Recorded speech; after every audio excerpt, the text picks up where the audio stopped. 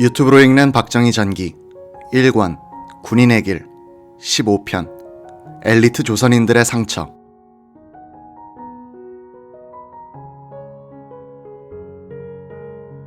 박정희 대통령은 1960년대 말 대구사범 동기생인 권상하 청와대 정보비서관에게 김영유신이란 붓글씨를 써보이더니 이것 알지? 라고 했다.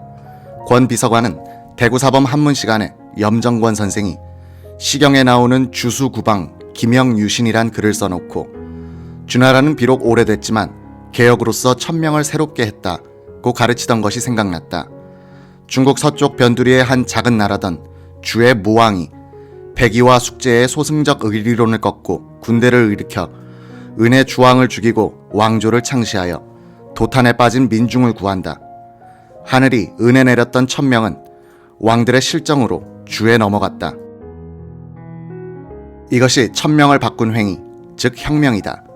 이 동양적 혁명 논리에서 박정희는 5.16의 정통성을 모색하려 했고 한 걸음 더 나아가서 제2의 혁명인 10월 유신의 정당성을 궁리하고 있었던 것이다.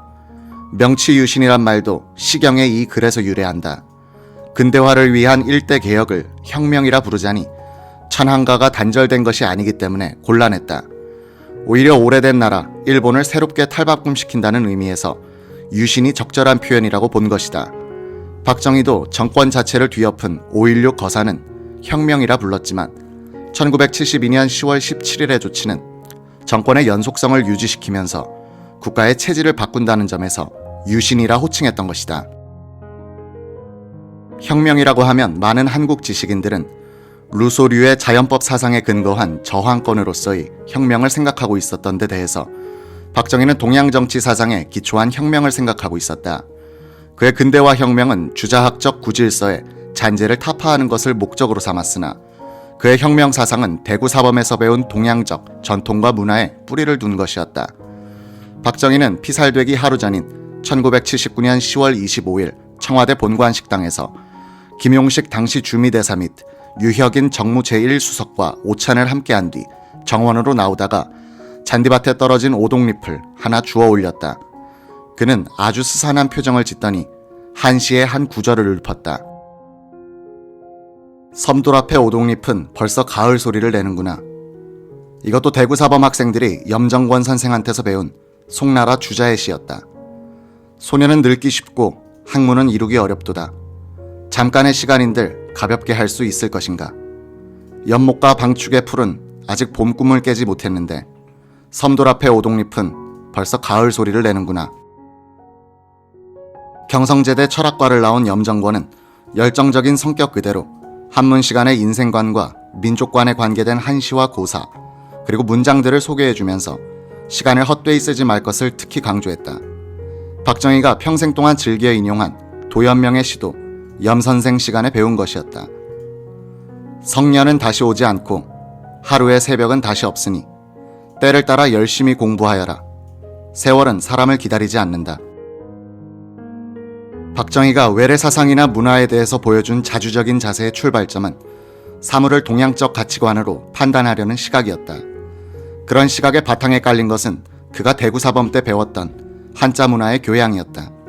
그런 그가 한글 전용을 강행함으로써 오늘날의 한국 사회가 우리의 문화적, 역사적 뿌리로부터 단절되는 상황을 만들었다는 것은 흥미롭다. 박정희의 대구사범 시절을 취재하면 할수록 기자는 그가 좋은 사람들, 향기 있는 사람들을 많이 만나는 행운을 가졌음을 알게 됐다. 좋은 교사와 좋은 친구들 사이에서 보낸 그의 5년은 정신세계를 기름지게 했고 이것은 평생을 가는 그의 자산이 되었던 것이다.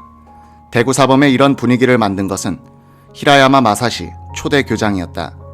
박정희는 히라야마가 전출된 3학년 때까지 그의 수신과목 강의를 들을 수 있었다. 그는 일본인들이 다니던 부산중학교 교장을 거쳐 현재의 경복고 전신인 경성 제2고보에서 만 8년간 교장으로 근무하다가 대구사범에 왔었다. 도쿄 제1고등학교와 제대를 나온 히라야마는 노일전쟁 때는 해군으로 참전했다. 이시카와 현 중학교 교장을 거쳐서 우리나라에 온 뒤 그는 조선어를 배웠고 민족차별, 인간차별을 하지 않았다.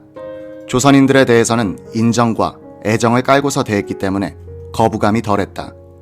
1931년에 발생한 대구사범 현준혁 독서회 사건으로 수십 명의 학생들이 구속되고 퇴학당하여 자신도 공경에 처했는데 히라야마는 한 번도 조선인 학생들을 비난하지 않았다. 그는 구속된 현준혁을 자주 면회했다. 히라야마는 다만 학생들이 공부해야 할 시기에 사회운동에 참여하여 희생당하는 것은 인재의 낭비라는 것을 자신의 경험담을 인용하여 역설할 뿐이었다.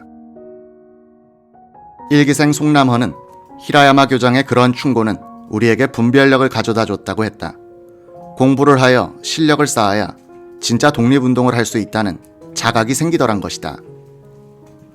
실력만큼만 독립운동을 할 수 있다는 이런 현실주의자적 생각은 박정희의 소신으로서도 굳어졌다. 박정희가 대구사범 이후 평생을 지켜간 행동 원리는 실력을 비축한 다음에 행동한다는 것이었다. 그는 말이 앞서는 것을 싫어했을 뿐만 아니라 최후의 한 사람까지 식 선동적인 구호의 효용성을 믿지 않았다. 그는 상대를 제압할 수 있는 실력을 준비하기 전에는 수모도 참아야 한다는 태도를 견지하였다. 그는 또 이 실력을 총구에서 나오는 권력으로 정의하게 된다. 히라야마 교장에 대해서는 경성 제2고보의 조선인 학생들도 많은 감명을 받았다. 경복 70년사에는 이런 일화가 소개돼 있다. 1923년 9월 일본 관동 지방의 대지진으로 한국 교포가 많이 학살되었을 때 이와무라 교유가 학생들을 모아놓고 조선인들이 우물에다가 독약을 풀어넣고 하다니 라고 했다. 히라야마 교장이 그 말을 가로막고 교단에 오르더니 아직 잘 조사되지 않은 일을 여기서 왈가왈부 단정해서 말하는 것은 옳지 못하다고 해서 박수를 받았다. 히라야마 교장이 수신 시간에 박정희의 동기생들에게 가르친 말 가운데 사기생들이면 누구나 외우고 있는 말은 대학의 소인한거 위불선이다. 큰 체구의 온화한 노인 히라야마는 소인은 한가하면 못된 짓을 하기 쉽다. 그러므로 항상 부지런히 면학에 힘써 유혹에 빠지지 않도록 하라고 당부했다. 그는 이렇게 말하기도 했다. 내가 책임지고 가르치는 여러분은 소인 잡배가 아닙니다. 나는 여러분들을 대인으로 교육한다고 믿고 있습니다. 소인이면 한가해서 불선을 저지르지만 대인이면 한가하더라도 무엇인가 뚜렷한 마음으로 살아갑니다. 그것이 군자입니다. 여러분은 군자입니다. 여러분들이 하고 싶은 것을 하십시오. 한가함을 경계한 이런 가르침 또한 박정희에 의해 내면화된 것이 아닌가 생각될 때가 있다. 박정희는 촌음의 시간도 허비하지 않는 습관을 유지했다. 그는 대통령 시절에 낮잠이나 조는 모습을 보인 적이 없다. 친구 황용주에 따르면 그는 노래하고 춤추며 놀 때도 공부하듯이 진지하게 했다고 한다. 박정희는 메모, 일기, 편지 쓰기를 생활화한 사람이다. 취재 중 보통학교의 제자들, 스승들에게까지 보낸 그 수많은 박정희의 편지들을 접해보니 대한민국에서 가장 바빴을 사람이 이런 데까지 신경을 써가면서 글 쓸 시간을 어떻게 쪼갤 수 있었을까 하는 생각을 하게 됐다.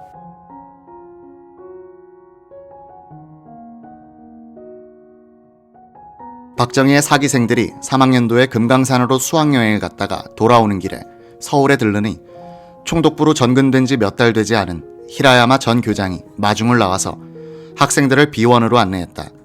한 학생이 숲에서 새가 날아오르는 것을 보고 야 학이다 라고 소리쳤다. 히라야마는 아니야 그건 도요새야 라고 바로 잡아주었다. 그러고는 혼잣말처럼 중얼거리는 것이었다. 비원에까지 와서 도요새나 보고 신기하게 여기다니. 망국의 정원에서 역사의 교훈을 배우려고 하지 않은 조선인 제자들에 대한 한탄으로 들렸다. 1934년 3월 29일 히라야마의 후임으로 교장이 된 도리카이는 혼켄이란 별명을 학생들로부터 얻었다. 강의 때마다 그는 천황은 삼라만상의 본원이다. 우리는 그 본원으로 돌아가야 한다. 는 말을 되풀이했다.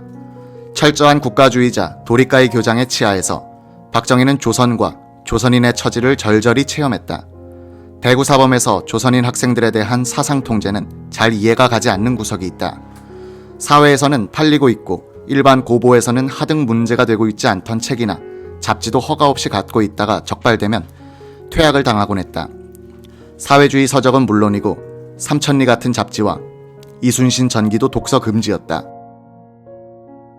박정희의 동급생 이성조는 압제가 심할수록 반발심도 거세어지고 나라를 잃은 서름이 뼈에 사무치는 것을 느꼈다고 했다. 이런 사무치는 감정은 다른 학교에서는 경험할 수 없었을 것이라고 그는 말했다. 졸업 후에도 그런 감시는 계속되어 대구사범 출신 교사들이 부임하면 현지 경찰서 주재서에서는 몰래 하숙집을 뒤져 편지나 책들을 살펴보기도 했다. 대구사범의 항일 전통은 박정희가 졸업한 뒤에도 계속됐다.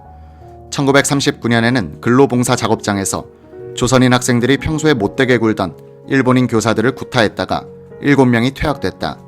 1941년에는 6기생들이 5학년 때 만들었던 우리 민요집이 뒤늦게 발각돼 교사로 근무하던 6기생 18명이 조사를 받았다. 이 해에는 또 8, 9, 10기생들의 항일 비밀 결사 조직이 반딧불이라는 문예지를 발간하는 등 민족혼을 깨우치는 운동을 하다가 발각됐다. 김영기 교사를 비롯한 수십 명이 구속됐다. 재판에 넘어간 학생이 34명, 그중 5명은 옥사했고 다른 사람들은 광복돼 풀려났다. 1937년 3월 20일 박정희를 비롯한 대구사범 4기생이 5학년 과정을 마치고 졸업했을 때 조선인 학생은 입학식 때의 90명에서 62명으로 일본인 학생은 10명에서 8명으로 줄어 있었다. 조선인 학생 탈락자 28명 중 대부분은 사회주의 서적들을 읽었다는 이유로 퇴학당했다.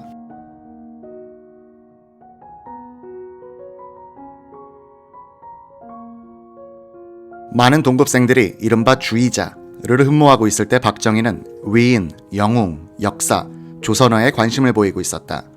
그럼에도 박정희는 당시 조선의 지식인 사회를 주도하고 있던 사회주의 경향으로부터 완전히 벗어나 있을 수는 없었다. 동급생들의 약 3분의 1이 그 사상 문제로 학교를 쫓겨나고 상위형이 그쪽으로 기울고 있는 상황에서 소장농 출신의 가난한 이 학생이 마르크스와 레닌을 강 건너 불보듯 하고 있을 수는 없었을 것이다. 광복 뒤 그가 남로당에 포섭되는 토양이 이때부터 형성되기 시작했을 가능성이 있다. 박정희가 사회주의에 관심을 일정하게 가졌다고 해도 그것은 당시의 다른 학생들이 그랬던 것처럼 민족 해방 문제와 관련해서였을 것이다. 사기생들의 명단을 놓고서 그들이 졸업한 뒤에 살아간 과정을 알아보면 격동기 현대사의 나이테와 단면이 떠오른다. 월북, 납북, 행방불명, 암살, 학병, 빨치산, 군인, 회장, 경찰서장, 변호사, 주필, 교수, 교육감, 과학자. 우익과 좌익이 교차하고 남과 북이 불연속되는 사기생들의 경력과 경험들은 이들이 헤쳐가야 했던 세월의 자국들이다. 형은 우익총에, 아내는 좌익총에, 자신은 부하총에 죽은 박정희는 특별히 예외적 존재가 아닐지도 모른다.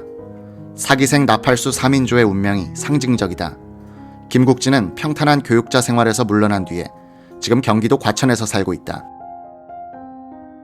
이모 씨는 졸업 후 교사를 하다가 대구 이전에 들어갔다. 의사로 일하다가 광복한 뒤에 남로당에 가입했다. 인천 상륙 직후 지리산에 들어간 그는 빨치산 부대의 의료부장으로 3년간 일했다.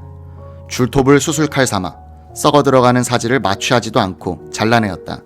그러다가 토벌군에 포위됐다. 자살하기 위해 심장을 향해서 발사한 2발의 총알이 빗나간 덕분에 그는 포로가 되었고 지금은 대한민국 국민으로서 서울 하늘 아래서 여생을 보내고 있다. 그리고 박정희.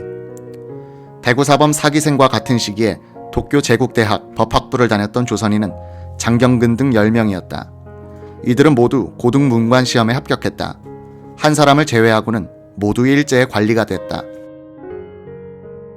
몇 년 전 이들 9명의 운명을 추적해보았더니 납북자 1명, 월북자 1명, 6.25를 전후하여 요절한 사람 5명, 망명자 1명이었다. 정상적인 사회활동을 한 뒤에 천수를 누리고 있던 이는 입문한 한 사람뿐이었다. 대구사범과 도쿄제대 법학부에서 엘리트 교육을 받은 조선인들은 그 교육과 지식 때문에 식민지 시대, 분단, 그리고 사상전쟁 시대를 살면서 서민 대중보다도 더 많은 상처를 받게 된 것이다. 박정희가 형제들 중에서도 비명의 간이는 근대 교육을 받은 2사람이었다. 이런 세대를 요새의 시각으로서 친일, 반일, 반공, 좌익의 틀 속에 무리하게 넣고 빼다가 보면 실존으로서의 인간은 실종되어 버리는 것이다. 대구사범 5년은 박정희가 사회생활을 하는 데 있어서 평생 동안 소용이 될 인격의 틀뿐만 아니라 인맥의 그물을 만들어줬다. 교련주임 아리카와 중자, 조선어 교사 김영기, 한문교사 염정권, 교육학교사 박관수, 김용화, 동기생 서정귀, 황용주, 권상하, 조중출, 왕학수, 이성조, 김병희, 장병엽. 이런 사람들은 박정희와 도움을 주고받으면서 사교성이 없는 그를 따뜻한 인간관계 속에 머물게 했다. 박정희를 유경수와 맺어준 것도 한기 후배인 송재천이었던 것이다. 박정희에게 있어서 대구사범이 가져다준 가장 큰 축복은 꼴찌로의 추락이었을지도 모른다. 그는 음지와 양지를 다 같이 경험해봄으로써 인간차별을 하지 않게 되고 인정의 기미를 파악하여 바닥민심을 읽을 수 있는 눈치 같은 것, 그리하여 그들을 움직일 수 있는 방법을 터득했을 것이다. 이는 부잣집에서 태어난 뒤 일찍 출세해 서민들의 숨결을 접할 기회를 상실함으로써 먹고 사는 문제의 엄숙함을 모르고 대통령직을 수행하다가 참담한 실패를 기록한 김영삼과 대조된다. 박정희가 대구사범에서 모범생이었다면 강렬한 문제의식은 자라나지 않았을 것이고 혁명가의 길도 걷지 않았을 가능성이 높다. 그는 교사 더하기 군인은 혁명가의 공식을 살았다. 대구사범 교육은 교사와 군인, 즉 칼과 붓의 양면성을 지니고 있었다. 1937년 4월 초 만 20세의 박정희는 단신으로 경북 문경의 산간학교에 교사로 부임함으로써 우선 붓의 길에 접어든다.